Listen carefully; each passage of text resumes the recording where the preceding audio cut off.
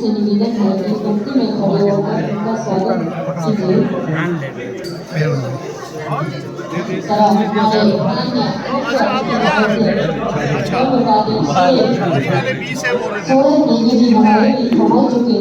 तो आप सभी लोगों से निवेदन है कि हमारे माननीय मुख्य अतिथि महोदय श्री वन उपाध्यक्ष श्री सूरज नेगी जी और उनके साथ आए अन्य अतिथि महोदयों का और SDO Nichar block Rupesh Negi ji, basic के संदीप शर्मा और डोमिला मैम का भी मैं तहे दिल से हार्दिक स्वागत व हार्दिक अभिनंदन करती हूँ तथा साथ ही मैं आप सभी किसानों का भी मैं तहे दिल से इस कार्यक्रम में आने के लिए धन्यवाद और अभिनंदन करना चाहूँगी। मैं सबसे पहले पीओडीज को यहाँ पर आमंत्रित करना चाहूँगी कि वो टोपी और बैच हमारे माननीय मुख्य अतिथि महोदय जी को टोपी और बैच पहनाकर सम्मानित करते हुए हमारे चेयरमैन चेतराम नेगी जी।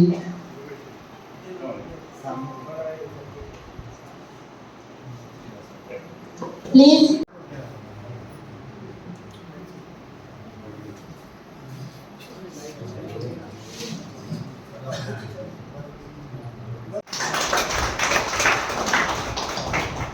माउंटेन फ्रेश प्रोड्यूसर कंपनी के इस कार्यक्रम में इसके चेयरमैन हमारे क्लास फेलो चेतराम जी, मेरे साथ आए मेरे पार्टी के अध्यक्ष संजय जी, रुपेश जी, मंच पर विराजमान आदरणीय हरदयाल जी, सभी मंच पर विराजमान प्रतिनिधिगण, डायरेक्टर्स और यहाँ उपस्थित निचार से चौरा तक आए हुए इस संस्था से जुड़े हुए सभी प्रतिनिधिगण, हमारे किन्नौर अब तक के राम भगत जी। मैं पिछले दिनों चेतराम जी से पूछ रहा था कि कार्यक्रम क्या है, बताया कि ऐसे संस्था का गठन हुआ है और उसका जनरल हाउस टाइप है, हम ये कह सकते हैं। और वाले बंद कर दो, आपको लग रहा है किसी को सुनाई नहीं दे रहा, सब डिस्टर्ब हो रहे, इसलिए मैंने कहा उसमें मैं क्या करूंगा, तो बताया कि जरूर आना, कुछ विषय आपके सामने रखना है। और मुझे इस बात की खुशी है कि आज पूरे देश और प्रदेश और हम भी जिला किन्नौर के लोग भी, चाहे वो हॉर्टिकल्चरिस्ट हो, चाहे वो एग्रीकल्चरिस्ट हो, चाहे वो हैंडलूम सेक्टर में काम करने वाले लोग हो, आज हर दृष्टि से सरकार उसको फार्म प्रोड्यूसर ऑर्गेनाइजेशन के रूप में उसको जोड़कर बागवानों से लेकर इन सभी को लाभ पहुंचाने का काम कर रही है। और जिला किन्नौर के अंदर भी ये जो योजना आई है उसके तहत मुझे रुपेश जी बता रहे थे कि वैसे निचार ब्लॉक इसका एरिया ऑफ ऑपरेशन है, लेकिन अभी हमने छोटा सा एरिया पकड़ रखा है। इसको एक तो इसका विस्तार करना चाहिए पूरे निचार ब्लॉक में, लेकिन इसके साथ साथ जो इसका उद्देश्य है, मैं भी लगा रहता हूं राजनीति में काम करते हुए, तब भी मैं सेटिस्फाई नहीं होता हूं और मुझे लगता है और समाज के लिए क्या किया जा सकता है। मुझे किन्नौर के हैंडलूम के ऊपर बड़ा शौक है। किन्नौर का जो हैंडलूम है, इसके कारण हमारी संस्कृति जिंदा है। किन्नौर टोपी पहन के जाएंगे तो लोग बोलते किन्नौरा आ गया, चाहे हमारा दोरू है, चाहे हमारा पट्टू है, चाहे हमारा शॉल है, चाहे हमारा कोट का पट्टू है, हर दृष्टि से हैंडलूम के आधार पर किन्नौर में हमारी पहचान है, किन्नौरों की पहचान है। इस दृष्टि से हमने भी एक योजना बनाई, उसको OFPO कहते हैं, जो नॉन फार्मिंग प्रोड्यूसर कंपनी बनाने के लिए मैंने भी एक अप्लाई किया हुआ नाबार्ड में, कि जितने भी किन्नौर के हैंडलूम सेक्टर में काम करते हैं मुझे 2007 से किन्नौर में काम करने का मौका मिला, तो लगभग 1500 लोगों को हमने ट्रेन किया किन्नौर में हैंडलूम सेक्टर, एक साल ट्रेनिंग देकर। तो मुझे लगता है कि उसमें सैचुरेशन आ गया है। तो जो ऑलरेडी सीख गए उनको मोबिलाइज कर क्लस्टर के माध्यम से करते हैं उसमें। मैं इनसे पूछ रहा था कि ये क्लस्टर का ही है या कुछ और है, तो बताए कि उस गांव में जो ग्रुप है उसका कुछ और नाम दिया। कुल मिलाकर एक क्लस्टर कंसेप्ट है और इसका उद्देश्य ये है कि किसानों के साथ जो मार्केट के अंदर आप चंडीगढ़ जाएंगे, दिल्ली जाएंगे, वहां जो आपके साथ अन्याय होता है वो अन्याय ना हो। जो आपका प्रोडक्ट है सेब जाएगा, उसका असल में मूल्य मिले, उस दृष्टि से इसका महत्व है। और मुझे इस बात की खुशी है कि किन्नौर के अंदर ये चाहे कल्पा में भी बनाया है और निचार में एक्टिव है और आप लोग कर रहे हैं, ये बहुत बड़ी खुशी की बात है। इसको हमको और आगे बढ़ाने की आवश्यकता है। इसलिए रुपेश जी ने ठीक कहा कि इससे कोई प्रॉफिट कमाने का विषय नहीं है, इससे प्रॉफिट होगा और हम कुछ करेंगे, इस तरह का नहीं है। बेसिकली किसानों को हमको उसके साथ अन्याय ना हो। जिस तरह से बताया कि कोई हमारे अगर आपको दवाइयां देनी है तो दवाइयां भी जो है ठीक रेट पर मिले, इसकी चिंता ये कंपनी करेगी। और मुझे पूरा विश्वास है कि ये कंपनी ठीक से चलेगी, क्योंकि ये कंपनियों का अनुभव थोड़ा खट्टा मीठा है। मैं तो थोड़ा सच बोलने वाला आदमी हूं, इसलिए प्रेम से रहना, मिलजुल कर रहना, ये महत्वपूर्ण है। इस कंपनी की सफलता का आधार ये है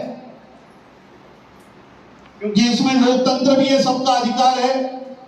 रुपेश जी बता रहे थे सबको पूछने का अधिकार है। और जब लोकतंत्र ज्यादा हो जाता है तब भी संस्थाओं के लिए खतरे की घंटी हो जाती है।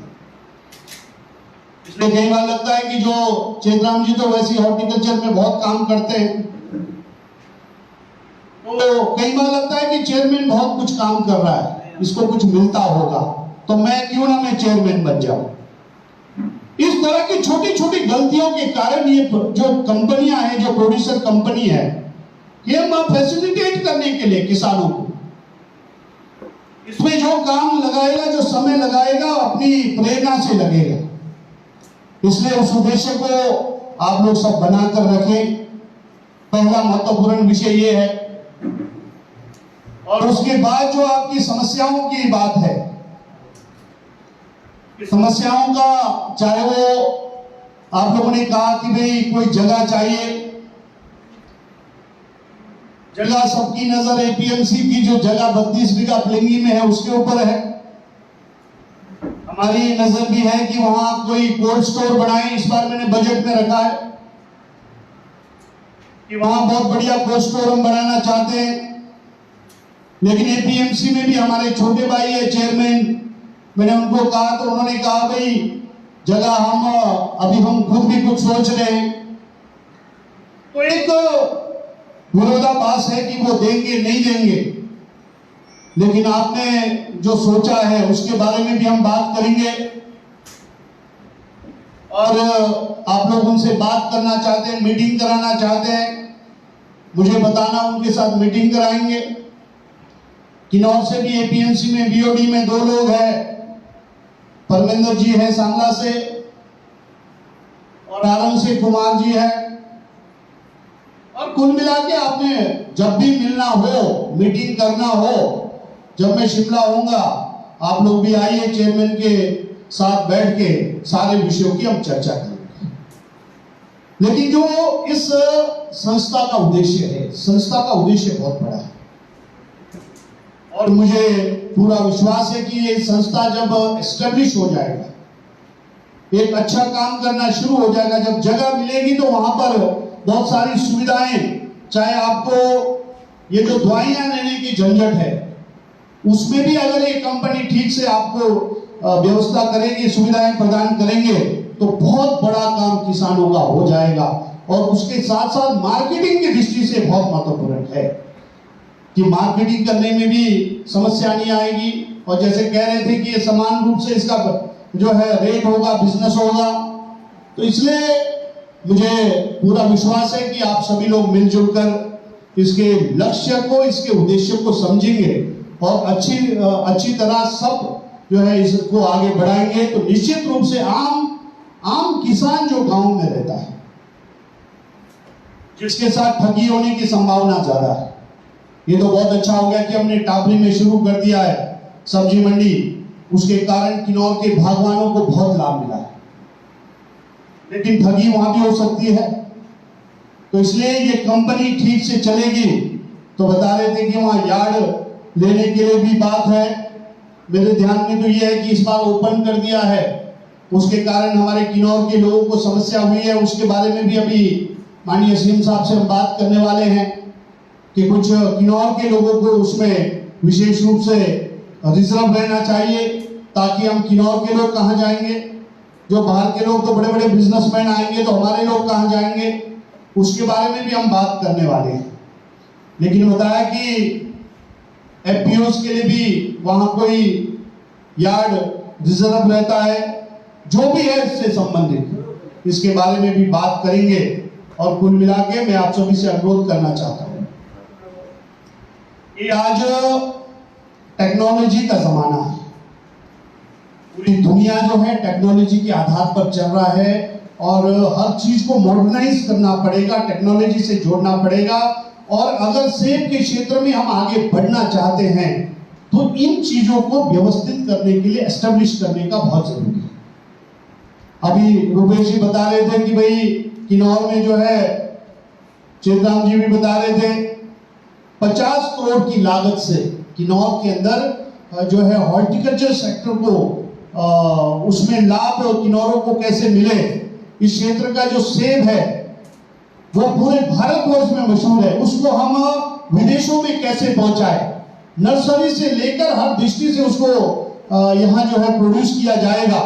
उस दृष्टि से पूरे हिमाचल प्रदेश में हॉर्टिकल्चर मिनिस्टर आए थे, उन्होंने बताया कि पूरे किन्नौर, पूरे हिमाचल प्रदेश में हमको एक प्रोजेक्ट मिलना था। दिल्ली से फोन आया कि हिमाचल को हम देना चाहते हैं, एक प्रोजेक्ट है। तो माननीय मुख्यमंत्री जी से उन्होंने बात किया, तो माननीय मुख्यमंत्री जी ने कहा कि ये किन्नौर को दिया जाना चाहिए। और मुझे इस बात की खुशी है कि 50 करोड़ की लागत से बनने वाला एक क्लस्टर का प्रोजेक्ट हमको मिला है और इसको हम आकपा स्कीबा के क्षेत्र में जगह देख रहे हैं, वहां पर जो है इसको एस्टेब्लिश करने वाले हैं। और लेकिन कुल मिलाकर इसका लाभ पूरे किन्नौर को मिलने वाला है। तो हर दृष्टि से आज जो है हॉर्टिकल्चर को साइंटिफिक तरीके से हमको भी आगे बढ़ने की जरूरत है। उसमें मार्केटिंग से लेके जो सारी समस्याएं आती है, उसमें ये प्रोड्यूसर कंपनी जो है ये महत्वपूर्ण भूमिका निभा सकती है। हमारे जीवन के अपलिफ्टमेंट के लिए बहुत बड़ा काम ये करने वाली है। इसलिए मेरा आग्रह आप सभी से यही है कि आप सब इस उद्देश्य को लेकर आगे बढ़िए, क्योंकि इस तरह के संस्थाओं को सरकार की ओर से 3 साल के लिए सहायता करती है। अभी तो कई बार ऐसा भी लगता है कि चलो अभी जो पैसा इसकी ओर से आना है वो खर्च कर ले, लेकिन जब अपने पैरों में खड़े होने की बात आएगी 3 साल 2023 के बाद, मैं पूछ रहा था रुपेश जी से कि भाई कब तक गवर्नमेंट इसको फाइनेंस करने वाली है, तो बताया 2023 के बाद असली परीक्षा आपकी हो। उस समय हम जो है अच्छी टीम, एक तो ये जो मंच में बैठने वाली टीम अच्छी बने, जिसका अपना इंटरेस्ट भी हो और इसको स्टडी करे। ये पढ़ने लिखने वाला काम है और हर दृष्टि से इसको आगे तब जाएगा। और मुझे पूरा विश्वास है कि आने वाले समय के अंदर आप इसको आगे लेकर जाएंगे। और हमारी ओर से जो भी, हमारी ओर से, सरकार की ओर से जो भी सहयोग होगा, हम हमेशा आपके साथ है, उसमें करेंगे। 2 विषय आपने रखा है, इसको हम बात करेंगे। और रुपेश जी खुल के नहीं बोल रहे थे, वो कह रहे थे निष्पक्ष भाव से करना। अल्टीमेटली वो कह रहे थे इसमें राजनीति नहीं लाना। राजनीति लाना भी नहीं चाहिए ऐसे संगठनों में, इसलिए ये राजनीति से हट के काम है। जब हम सबको लाभ देने की बात करेंगे तो राजनीति आए तो थोड़ा सा फिर होता तो कुछ नहीं है। राजनीति तो गाली बन गई, राजनीति तो तपस्या है, सेवा है, इससे बड़ा काम नहीं हो सकता। मैं पूरे दावे से कह सकता हूं। जीवन लग जाता है, खाना पीना रहना सोना से लेकर सब उजाड़ देता है, ये इतना तपस्या है। लेकिन लोग राजनीति बोलने से ही खतरनाक हो जाता है, लोगों को लगता है राजनीति ठीक देंगे, इसलिए उसमें वो राजनीति ना लाए जो गलत उद्देश्य के लिए यूज होता है। तो सबके सहयोग से आगे बढ़ेगा। जिसकी भी सरकार आएगी उन नेताओं को भी इसके बारे में स्टडी करना चाहिए, सबको स्टडी करना चाहिए। मैं तो बहुत स्टडी कर चुका हूं एपीओ के उस पर।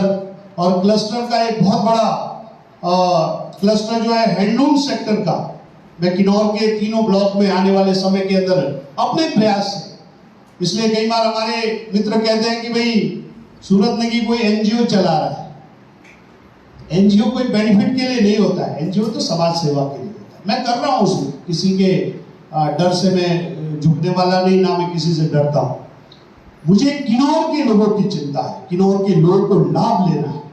और जिस तरह से वो हैंडलूम सेक्टर काम कर रहे हैं, आने वाले समय के अंदर कारपेंटरी के क्लस्टर भी मैं बनाना चाहता हूं, नॉन फार्मिंग ऑर्गेनाइजेशंस को भी बनाना चाहता हूं। ये फार्मिंग सेक्टर का है, तो फार्मिंग सेक्टर तो हम हर व्यक्ति जुड़े हुए हैं, तो इसका उद्देश्य बहुत अच्छा है।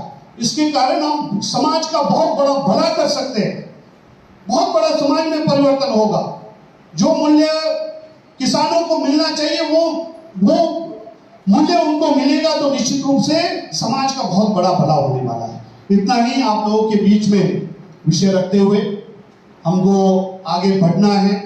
किन्नौर को एक हर दृष्टि से हमको आगे लेकर जाना है, और उसमें किसानों की दृष्टि से ये जो फार्मर्स प्रोड्यूसर ऑर्गेनाइजेशन है, इसमें महत्वपूर्ण रोल अदा करेगा। और किन्नौर के विकास में आप सभी के सहयोग से बहुत आप सभी रोल अदा करेंगे। इतना ही आप लोगों के बीच में विषय रखते हुए आप सभी का बहुत बहुत धन्यवाद। जय भारत, जय हिंद।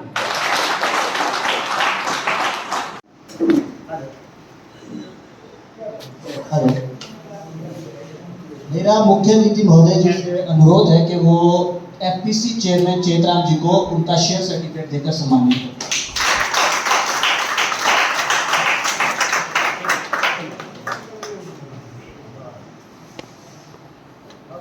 दूसरे नंबर पे श्री हरदयाल सिंह नेगी जी को शेयर सर्टिफिकेट दिया जाए।